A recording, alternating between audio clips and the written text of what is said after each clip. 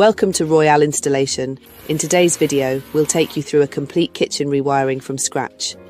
From laying out the electrics to installing sockets, we're giving this new kitchen the power it needs. Let's get started.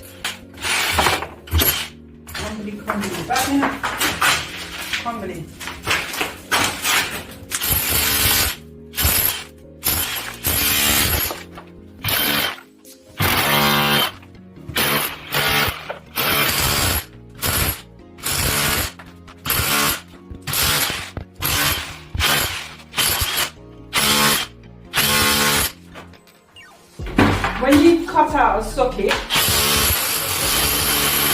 you leave a little overline. When you leave a little overline here, you can see where you level it from.